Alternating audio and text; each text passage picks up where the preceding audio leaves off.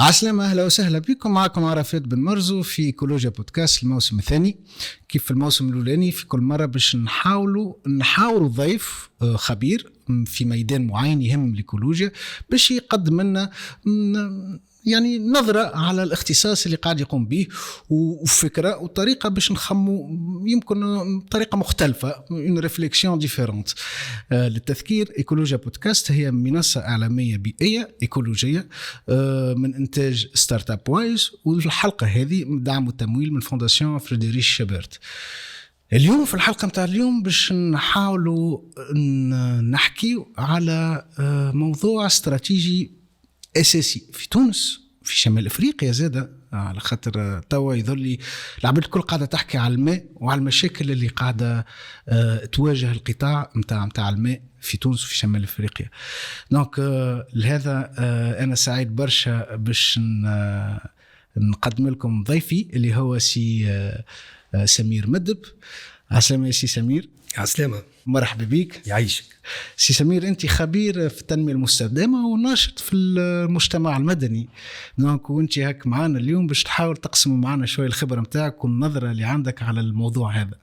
دونك كي نقولوا الماء في تونس، شنو هي الوضعية متاعه؟ أول حاجة الساعة يعطيك الصحة وبارك الله فيك اللي استدعيتني باش نشارك في البرنامج اللي شخصيا كانت لي الفرصة باش نتعرف عليه عن طريق الشيء اللي نشوفه سور فيسبوك، سور دوتر ريزو اتسترا. وبما أنك استدعيت جملة من الأصدقاء والصديقات، دونك اهتميت بالشيء اللي قاعد تعمل فيه que je trouve extrêmement intéressant ويستحق كل التشجيع حسب رأيي والمساندة. علاش؟ بارسكو يساهم أنا حسب رأيي بطريقة جدية في تأسيس نوع من الحس البيئي في تونس اللي يفولابوي مش في مستوى التحديات، صحيح، مش في مستوى التحديات، لا على مستوى التونسي العادي أو المواطن، وإلا على مستوى صاحب القرار. مجهودنا يلزمنا نطوروه في المجال هذا باش نوصلوا للتوانسة بصفة عامة مهما تكون مكانتهم، نوصلوا لهم أنه فما قضية جدية يلزمنا نهتموا بها في السنوات القادمة. كان نحبوا نحافظوا على أنماط تنمية تقدم لنا الثروات اللي احنا نستحقوها باش نعيشوا، كسوا في الفلاحة والصناعة والصيد البحري أو السياحة أو غيره. شكرا على الاستضافة وبارك الله فيك. يعيشك. Alors قلت لي الماء كاسكو الماء m'inspire éventuellement. الماء سي قصة أولا، ثم ثقافة، ثم ممارسة. Si on peut illustrer la question de l'eau en ces termes-là. علاش قصة؟ لأنه تونس au moins depuis ما بدينا نعرف حضاراتها، c'est-à-dire il y a de cela 30 قرن أو أكثر، تونس كانت عندها علاقة معينة مع الماء، لأنه دائما الماء كان نوعا ما قليل ومش متوفر بكميات كبيرة كيف ما فهمتش ولا في أوروبا ولا في بعض الجهات في العالم.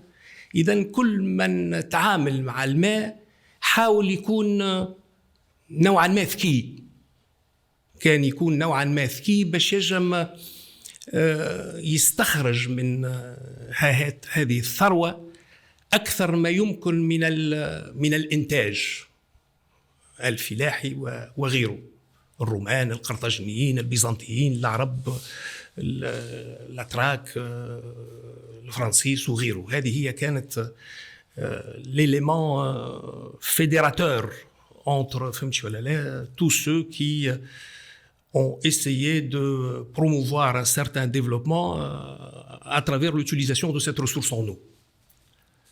وعلاش هذا علاش؟ لأنه يلزمنا نذكروا التموقع الجغرافي متاع تونس ديجا، خاطر التموقع الجغرافي متاع تونس هو اللي حدد وضعية الماء متاع تونس. تونس كما كنت تقول من قبيل موجودة في شمال إفريقيا، ووجودها في شمال إفريقيا يجعلها تحت تأثيرات زوز تيارات أساسية أو زوز ضغوطات أساسية. التيار أو المتوسطي الميديترانيان et la composante saharienne والجانب الصحراوي. تونس محصورة ما بين البحر الأبيض المتوسط والصحراء، والديناميكية هذه الجغرافية حدت حتى ديناميكيات سوسيولوجية وثقافية وسياسية واقتصادية وغيره. C'est une donnée fondamentale de la Tunisie, son positionnement géographique، وتحدثوا فيه عديد من المؤرخين وعديد من السياسيين، لأنه التموقع هذا أسس هوية تونسية pour faire court. هل وضعية هذه فيما يخص الرأس المال الطبيعي، لأنه الماء عنصر من الرأس المال الطبيعي اللي فيه، فهمت ولا لا؟ الماء فيه التربة، فيه الغابات، فيه الكائنات الحية، فيه البحر، ما يوجد في البحر وإلى آخره. التموقع هذا بين البحر الأبيض المتوسط والصحراء جعل الرأس المال الطبيعي بصفة عامة متواضع وهش، ليميتي إفراجيل، متواضع وهش. مناش باش نحكيو على العناصر الأخرى من الرأس المال الطبيعي، أكيد مش تخص لهم مواضيع نهار آخر كيف ما التربة كيف ما الغابات وغيره إلى آخره. فيما يخص الماء في تونس مربوط بالأمطار اللي تنزل على البلاد. أساسا الأمطار اللي تنزل اليوم ستدير في الفترة هذه، مش كل الماء مربوط بالأمطار اللي تنزل اليوم. يا دي زو en Tunisie، فما كميات من الماء في تونس موجودة منذ ملايين السنين. c'est ce qu'on appelle les eaux fossiles.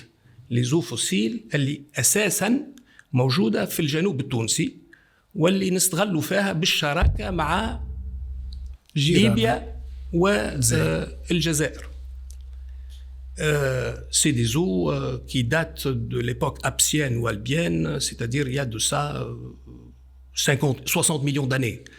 في ظرف وين كانت الصحراء في ظروف مناخية أخرى، وكانت الكميات نتاع الماء كبيرة وكبيرة جدا، خلقت خزانات كبيرة وكبيرة جدا، من أكبر خزانات المياه في العالم موجودة dans ce qu'on appelle le continental intercalaire بين الثلاثة بلدان. وهذه نقطة أخرى نجم نتحدث فيها فيما يخص que nous appelons les eaux transfrontalières، الماء المشتركة ما بين ثلاثة بلدان ولا أكثر من ولا أكثر. عادة المياه المشتركة هي مياه سيلان، وادي يبدأ يشق 4 ولا 5 بلدان. احنا عندنا une composante de cela au niveau de مجردة، شوية من مجردة موجود في الجزائر. mais une eau transfrontalière souterraine باطنية comme celle du Sud, c'est l'un des rares cas du monde actuellement et qui est un cas extrêmement intéressant.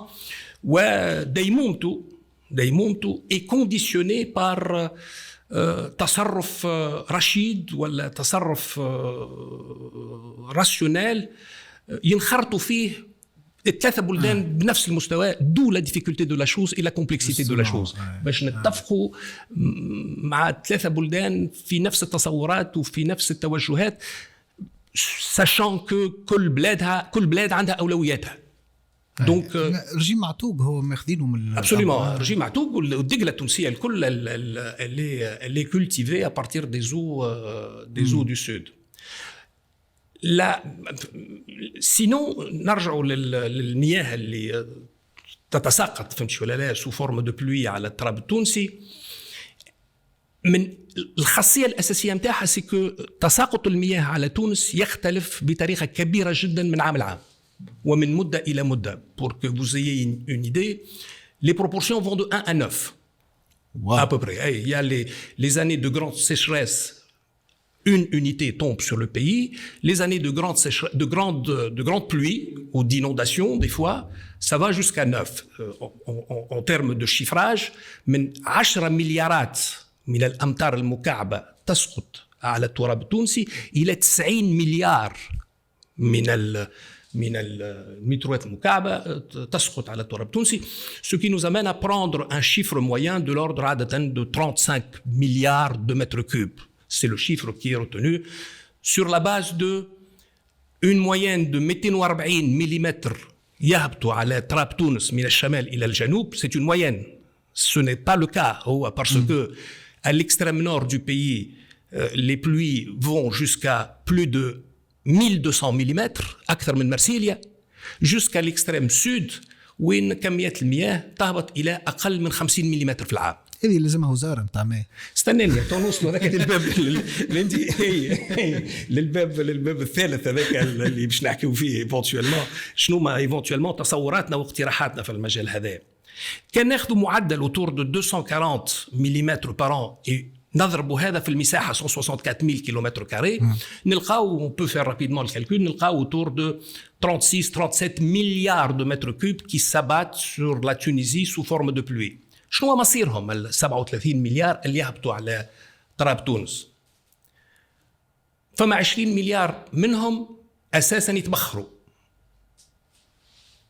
يعاودوا يطلعوا منين جاو pour s'accumuler sous forme de nuages ويمشيوا لبقاع اخرى, والا يمشيوا لكالكو سبخ ولا اون بارتي امبورطونت وسي زاد تمشي للبحر. دونك يا 20 مليار قعدوا 15 مليار, 10 مليارات يمشيوا في التربة dans les sols, تشدهم التربة. et ça c'est un capital important et fondamental, يمشيوا للتربة وهما اللي يكونوا عنصر أساسي للفلاحة البعلية. الفلاحة البعلية قائمة أساساً c'est-à-dire sans eau, sans apport additionnel d'eau. هذه هي الزراعة en sec البعلية. Elle n'est possible que à travers les 10 مليارات qui sont retenus dans le sol. donc هنا باب هام جدا. راه شنو مصير الفلاحة البعلية في تونس؟ خاطر تو باش نحكيو على الماء تري رابيدمون باش نربطوا الماء بعناصر تنموية أخرى وأساسا الفلاحة والصناعة والسياحة والماء الصالح للشراب وإلى آخره. الماء on peut pas l'examiner l'eau sous un angle isolé. الماء c'est un élément du développement, عنصر من عناصر التنمية. معناها التخطيط والتصور والسياسة في مجال الماء يلزمها تكون كونديسيوني بار اختياراتنا التنموية والعكس بالعكس. صحيح. هذا عنصر هام وهام جدا. هذا من انا جو سوي ان تران دو فير لو فاي فيان انتر النقاط الكل مع بعض. قاعد نفهم انا في الكومبلكسيتي نتاع اش قعدوا لنا تو؟ قلنا 20 مليار يتبخروا, 10 مليارات يمشوا للتراب, قعدوا لنا 5 مليارات. 5 مليارات على لوش ديزون سان رونتري دون لي ديتاي, ماناش هنا في تمرين نتاع كونتابيليتي. Les 5 milliards se répartissent de manière plus ou moins égale entre مياه باطنية ومياه سطحية. مياه باطنية c'est-à-dire يمشوا لي ناب سوتيران, ومياه سطحية في الوديان. ولي باراج في الوديان اللي نشدوهم اترافير لي باراج. في المياه الباطنية يمشوا لزوز أنواع من المائدات. فما ce qu'on appelle les nappes phréatiques, c'est-à-dire qui sont à des profondeurs أقل من 50 متر, et les nappes profondes qui sont à des profondeurs au-delà de 50 متر. هذا هو le schéma de manière générale. donc هذه c'est التوزيع الزمني الذي يختلف من فترة إلى فترة للماء. كيف التوزيع هذا يختلف جغرافيا.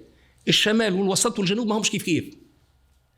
الشمال التونسي est considéré le réservoir de l'eau du pays. 60% globalement des eaux de surface et des eaux souterraines sont dans le nord. في الشمال. بين الجنوب والوسط كل واحد عنده 20 أبوبري. 20 هنا و20 اللوطة في الجنوب. avec أكبر كمية في الشمال اللي représentée par المياه السطحية. c'est pour cela il y a le maximum de barrages au nord. في الجنوب c'est essentiellement les eaux souterraines. ما عندناش باراجات, ما عندناش وديان. عندنا وديان ما يحملوا مرة في 10 سنين. سوتيران دخلوا فيهم المياه العميقة. هي سوتيران العميقة. هذا هو le schéma des eaux en Tunisie de manière générale. Donc باش نقارنوا البلدان ما بينات بعضهم en termes de disponibilité en eau. Il y a un indicateur مؤشر qui est utilisé, c'est la disponibilité en eau par habitant. ناخذوا le potentiel disponible نقسموه بعدد السكان. احنا قلنا ببري عندنا 5 مليارات من الماء قابلة للاستغلال. C'est ça ce qu'on appelle les eaux potentielles. قابلة للاستغلال soit à travers la construction de barrages, soit à travers الأبيار وإلا les forages.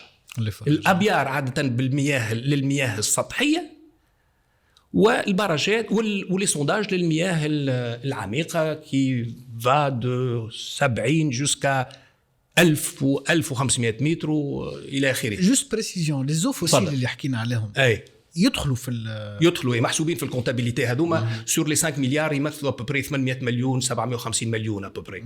الكوتا تيريتوريال نتاعنا في الكوتا تيريتوريال نتاعنا بيان انتوندو اي في ترابنا. وقت نقسموا les 5 milliards sur une population qui avoisine les 12 millions à peu près نلقاو رواحنا في قداش في 380 390 à peu près ولا 400 je sais pas de manière exacte le chiffre en tête mais c'est autour de 380 أو 400 متر مكعب للفرد. مش معناه أنا نستعمل في 400 متر مكعب في العام ولا أنت تستعمل في 400. Ça c'est un ratio imaginaire qui permet de باش نعرفوا de comparer الماء ذاك ال 400 هذيك ماشي لجميع الاستعمالات للفلاحة للصناعة للماء الصالح للشراب للسياحة وإلى آخره. عادة عند الأخصائيين في الماء والتنمية يقولوا باش الماء ما يكونش عائق للتنمية pour que l'eau ne soit pas un handicap, un frein au développement. معناتها وقت نعمل مشروع ما نبداش نحسب عندي ليه ماء ولا ما عنديش. وقت مش نعمل اوتيل ما نبداش نفركس عندي ليه ماء ولا ما عنديش. وقت مش نزرع 50 هكتار متاع بيتنجال ولا متاع فلفل ما نبداش نخمم عندي ليه ماء ولا ما عنديش. يلزم على الأقل la disponibilité en eau par habitant تكون 1000 mètres cubes par habitant.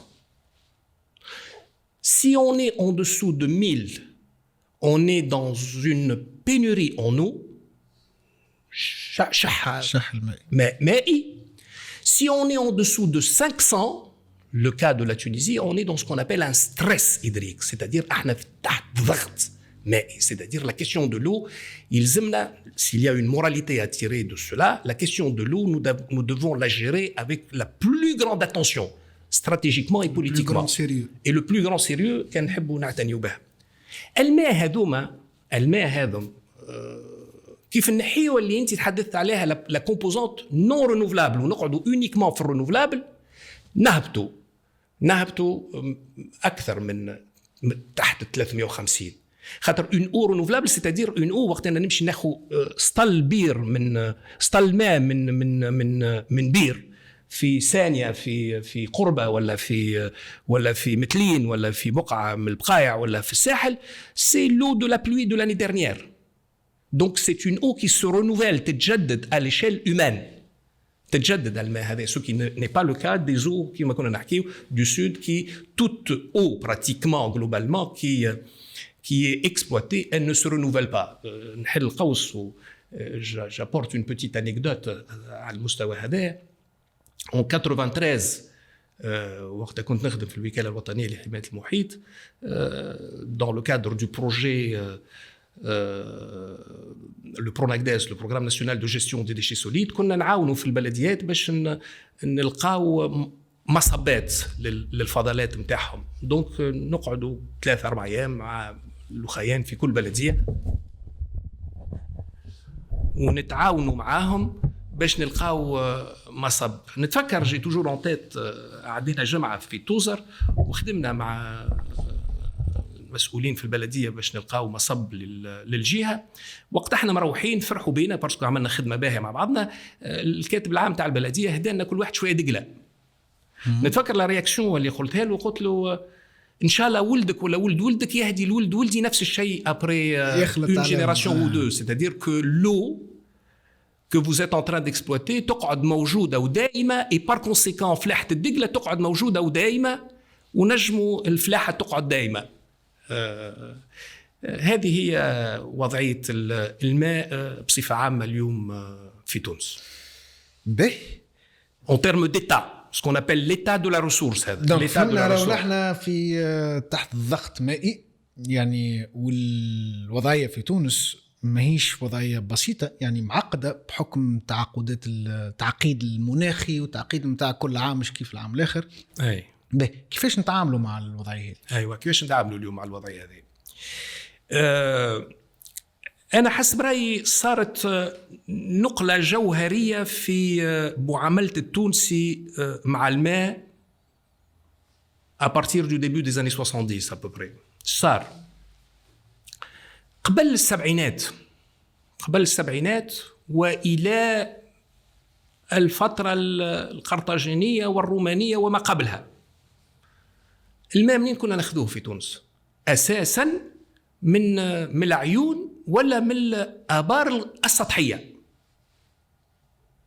التونسي إما فما عين قاعدة تسيل في بقعة من البقايع ونمشيو نعبيو منها الماء، ولا نحفروا بير بإمكانيات متواضعة à des profondeurs de 10, 20, 30, 40 mètres. C'est-à-dire c'était la seule ressource qui était exploitée pratiquement. الماء في الوديان أنه يسير على روحه ونستفادوا به وقت المطرة، ويمشي يتصب في البحر ولا يتصب في السباخي ويثريهم، خاطر الماء يفيد السباخي ويفيد البحورات.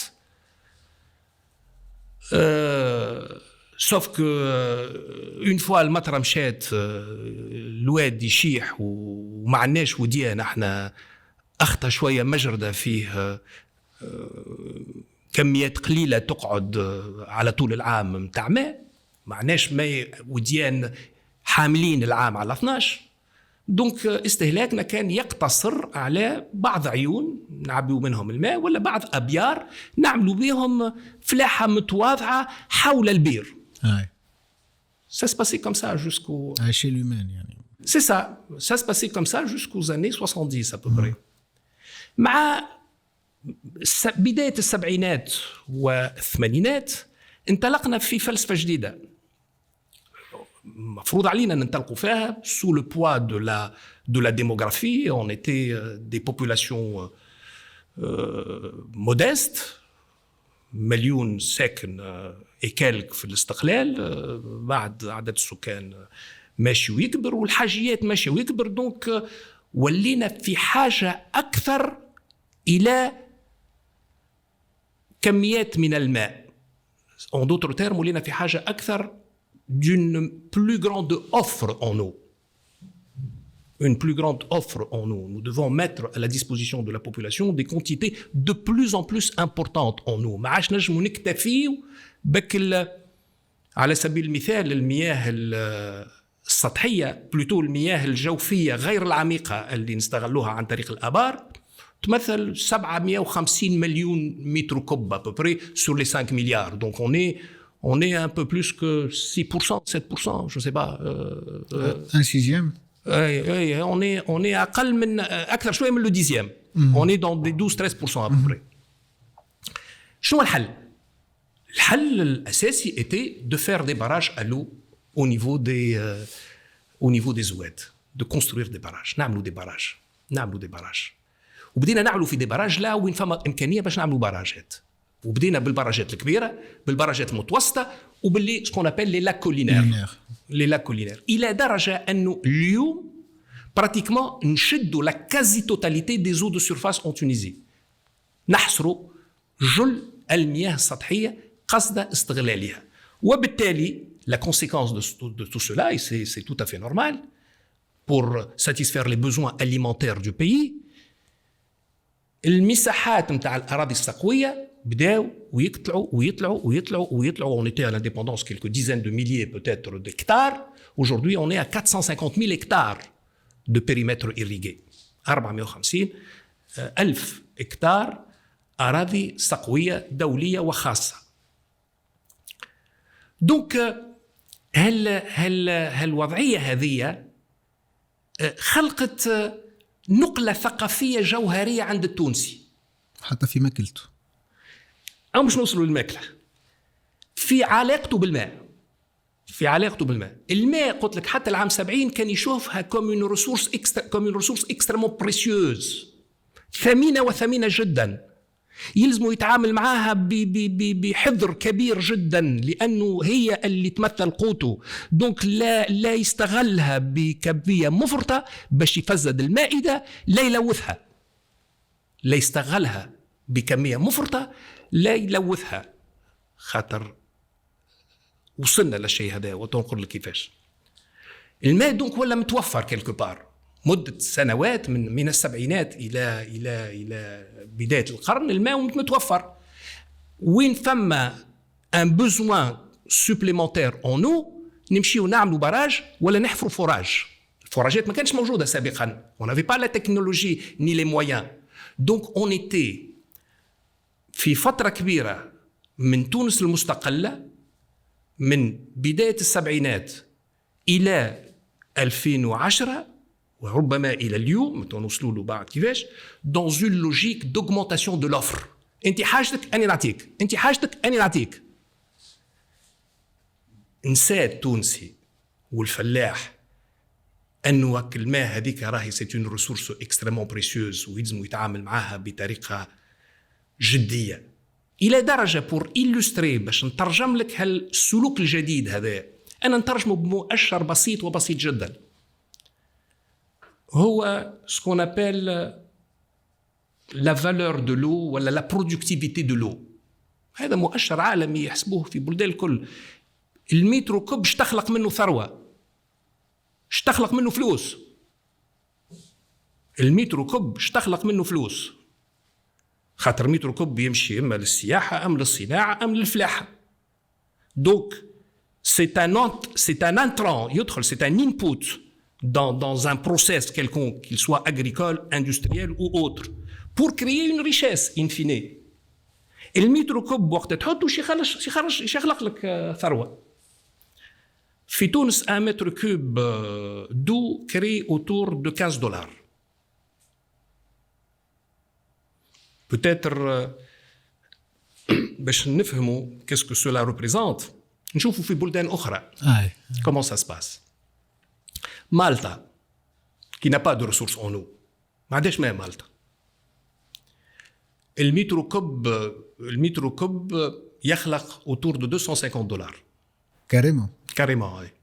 الأردن اللي تعيش أصعب من أكبر أزمات الماء يقربوا $300، خاطر الأردن يتمتعوا بالتكنولوجيا والخبرة والحوكمة والمعرفة متاع جيرانهم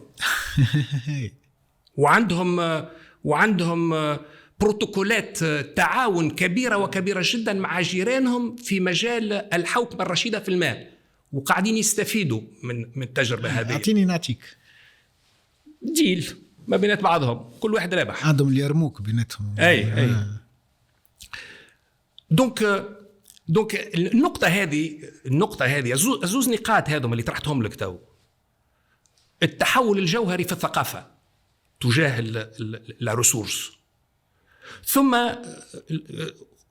طاقتنا في تثمين الماء. Ces deux éléments sont des éléments clés à mon avis qui conditionnent toute la philosophie et toute la politique et toute la gouvernance de l'eau en Tunisie. معناتها تولي الكلام اللي نسمعوا فيه دائما أنه البلاد ناقصة ماء. سيفري هي ناقصة ماء مقارنة بعديد من البلدان الأخرى، مي اللي أخطر من نقصاننا متاع الماء سيكو الطرف ماء اللي عنا ما ثمنوهش بما فيه الكفاية. أنا ديما جيفوك أسو سوجي لا أن إكزامبل تري سامبل. وقت كنت صغير نمشي بعض من أصحابي في عائلاتهم وإلى آخره، نسكن في باب عليوة. دونك واحنا مجتمع كان متخلط قبل، ما كانوش الناس اللي عندهم واللي ما عندهمش كل واحد يعيش وحده، كنا متخلطين، اللي عنده واللي ما عندوش وكذا، والموضوع اللي عندك ما عندكش ما كانش مطروح. دونك نمشيو للعائلات المتواضعة ونمشيو للي عندها ونمشيو للي عندها أكثر sans aucun complexe.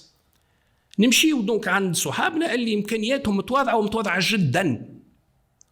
وكنت معجب ببعض أمهات بقفة متواضعة فيها القليل تعمل لنا فطورات يركبوا 66 كيف.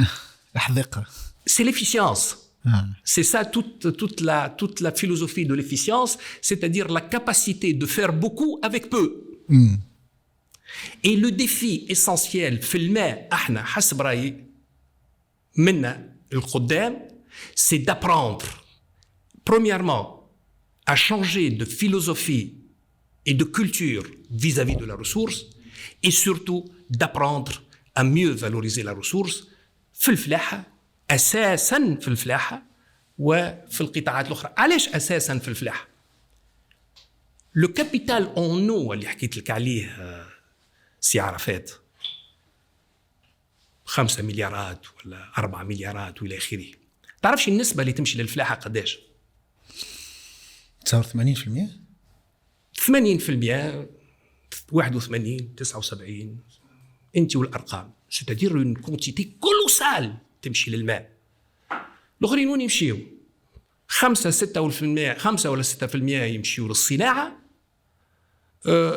15 16% يمشيو للمياه الصالحه للشراب، و1% يمشي للسياحه. avec en termes de perspective كيفاش الامور éventuellement مش تتطور في المستقبل،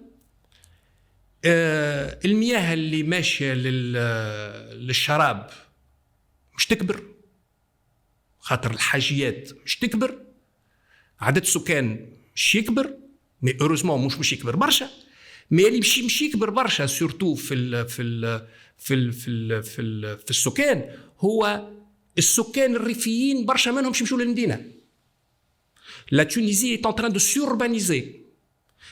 في الاستقلال لو تو دوربانيزم ايتي دو لوردر دو 30%، سكان المدينه كانوا يمثلوا 30% من سكان الجمهوريه و70% في الريف.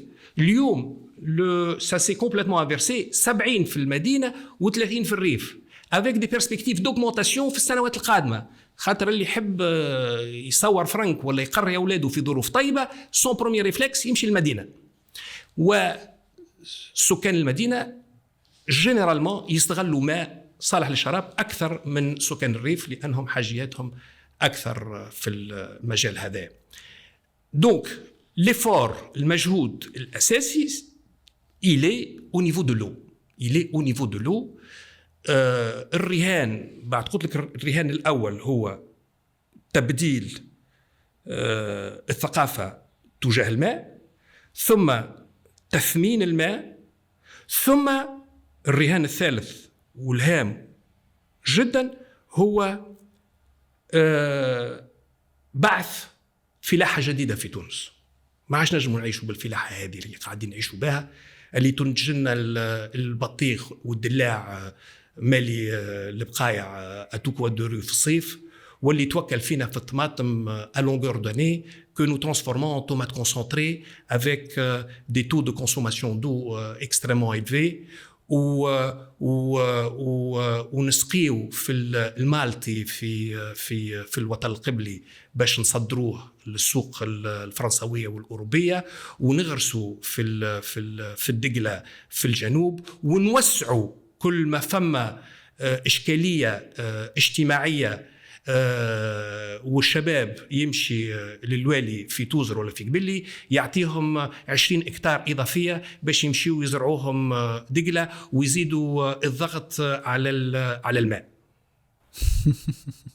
هالفلاحة هذه يزلنا نخرجوا من الباراديغم هذا ونمشيوا لفلاحة تمكننا باش نوفروا أمن الغذائي، لأنه قضية الأمن الغذائي وندعيك سي عرفات باش ربما تحكيوا في الموضوع هذا كي aujourd'hui de grande actualité بعد ما الشيء اللي قاعدين نصيروا فيه نعيشوا فيه autour de la guerre entre la Russie et l'Ukraine والحبوب وإلى آخره. دونك فلاحة توفر جانب كبير من الأمن الغذائي وتستهلك أقل ما يمكن من الماء وتثمن أكثر ما يمكن من الماء. دو هنا اون كومبوزونت نوفيل تضاف في نظرتنا لموضوع الماء، هي انماط الاستهلاك نتاعنا. انماط الاستهلاك، شفتي معناه وقت نطرحوا موضوع دون ريسورس ناتوريل وين مشينا للسياسه، مشينا للفلاحه، مشينا لانماط الاستهلاك، مشينا للثقافه، مشينا لجميع الجوانب. هذا هو الشيء اللي من المفروض يلزمنا نحاولوا نكرسوه في المستقبل في المجتمع التونسي. هل النظرة ما يسمى بالفرنسوية سولوغار سيستميك، معناه وين الأمور تتشابك مع بعضها، نظرة شمولية ونظرة شمولية. هذه هي مالوريزمون اللي نقصتنا اليوم في منوال التنمية بصفة عامة، هو أنه المنوال التنمية متاعنا تطغى عليه النظرة القطاعية. Le département de l'agriculture يخدم وحده، celui de l'environnement يخدم وحده، celui de l'industrie يخدم وحده، celui de l'éducation يخدم وحده. notre salut منا في المستقبل passe par l'instauration de cette manière de faire globale et intégrée. Sans elle, il n'y a pas moyen d'instaurer des processus de développement durable. فورسيمون. سي سمير، يظل تو نحن خذينا هكا اوفرفيو كبير على وضعية الماء في تونس، على كيفية التعامل، وحكينا تو تقريبا هكا على شوية اقتراحات باش نحلوا مشاكل الماء. سارس توجور ان كيسيون تري كومبلكس، واللي كيف ما قلت يعني تمس عديد القطاعات، وتوا ليزابروش مودرن على القليله سي داسوسيي بليزيور سيكتور بليزيور تيماتيك باش هما نلقاو نظره هكا يعني هوليستيك سيستيميك على الموضوع نتاع الماء. خلي لك الميكرو، كان عندك شي اخر حاجه تحب تضيفها؟ خاطر نجموا نقعدوا نحكيو برشا نحكيو ابسوليومون، نجموا نقعدوا برشا نحكيو. الشيء اللي انا شخصيا نتمناه وانت عرجت عليه وقلت في وقت من الاوقات، دوب انا بديت نتحدث قلت يلزم وزاره نتاع ماء. اليوم الماء موجود في وزاره الفلاحه او المستهلك نتاع ماء. يظل لازمنا نخرجوا من اللوجيك هذا ونحطوا الماء في إطار يشمل الأطراف متعدة وقطاعات متعدة، يمكننا فهمتش ولا لا باش نأسسوا سياسة مائية اللي ما تخليناش في إشكاليات في المستقبل. هذه حاجة، لأنه الماء طرحناها احنا من الناحيه الكميه من قبيلي باريزابل، فما ناحيه ما جبدناهاش بالكل في الماء، هي الناحيه النوعيه ابسوليومون.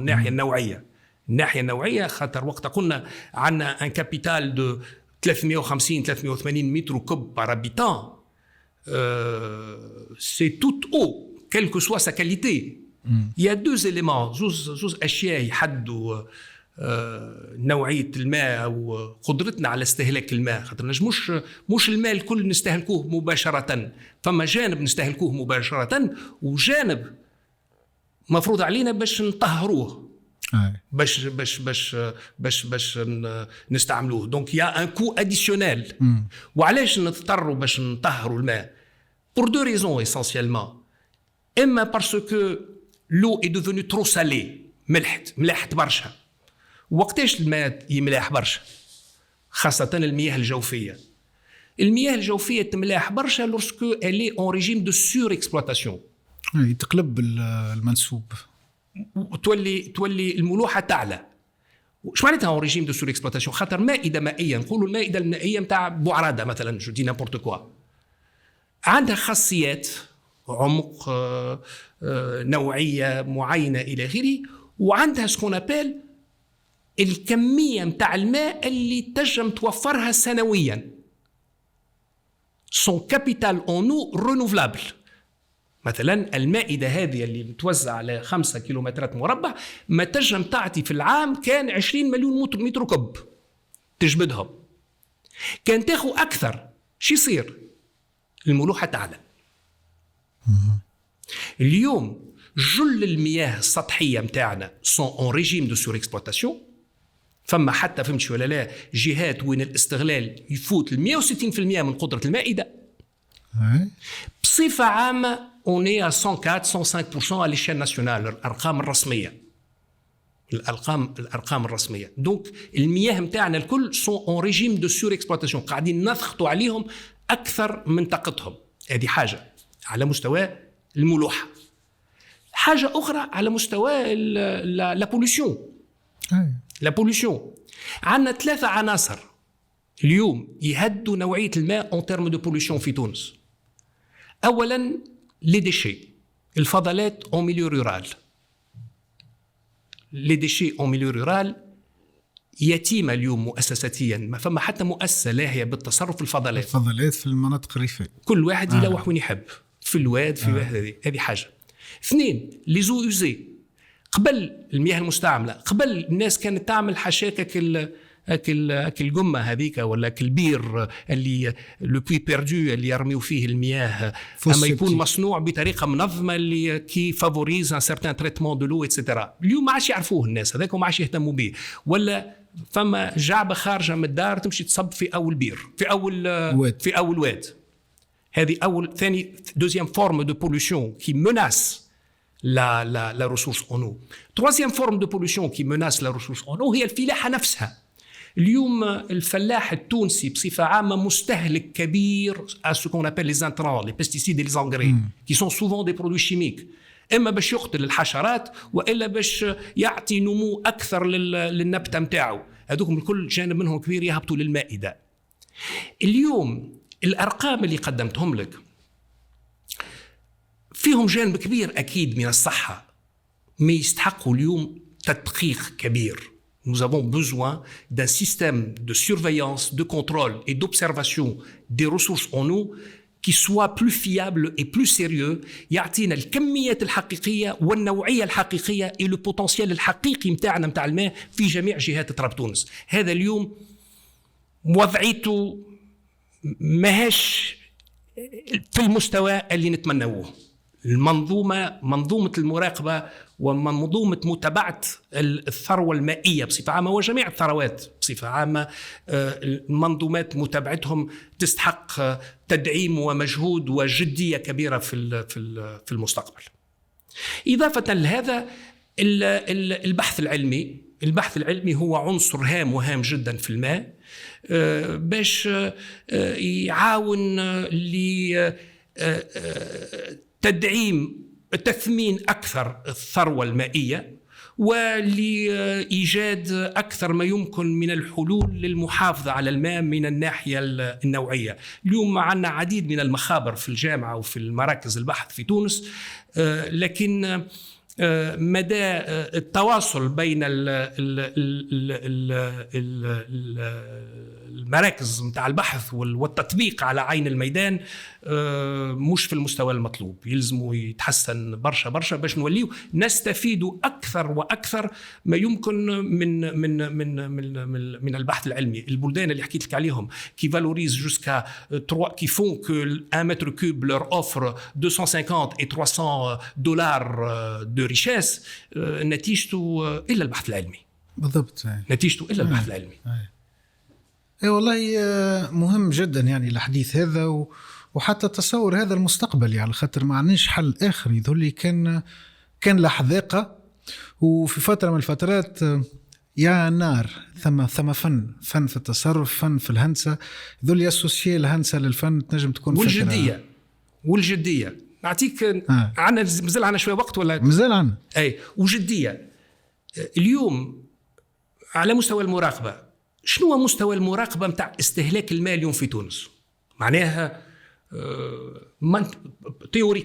تيوريكمان فما جهات ما عادش نجموا نحفوا فيهم أبيار، on les appelle des zones de protection ou de sauvegarde. ما عندكش فيهم حق تمشي باش تعمل بير ولا باش تعمل سونداج، تمشي للكوميسارية المندوبية الجهوية متاع الفلاحة في قبلي ولا في نابل ولا في زغوان، تطلب رخصة يقول لك لا il est interdit. Mais malheureusement cela n'est pas appliqué de manière générale. الناس تحفر كلاندو. في 10 سنين الاخرى العدد متاع الابار اللي تحفرت بطريقه غير قانونيه يعلم بها كالربي راه. يعلم بها كالربي. معناه on est en train حاشا خويا de se mettre le doigt dans l'œil sans le savoir. كل واحد. وتعرف اليوم on est dans un contexte économique et politique difficile. donc التونسي وين يخلي شويه فلوس اكوتي الحاجه اللي يخمم فيها اما يمشي يشري ابارتمان ولا يبني دار ولا يشري تراب. هذاك استثماره. يقول لك سي كيلكو جوز دو سور. دونك جل الناس اللي عندهم شويه فلوس ما عادش يستثمروا في مشاريع. فما خوف من المشاريع عاده. يمشي ياخو ارض. اون فوا ياخو ارض اول حاجه يخمم فيها يحفر بير كلاندو. مادام السلوك هذه والممارسه هذه موجوده لا ريسورس اونو مستقبلها مش باهي حتى تعرف راه. يلزم الإدارة تتوصل وإلا آليات معينة يلقاوهم بالشراكة مع الجمعيات المائية ولا مع المستغلين ولا غيره. les montages organisationnels et institutionnels sont multiples à ce niveau-là.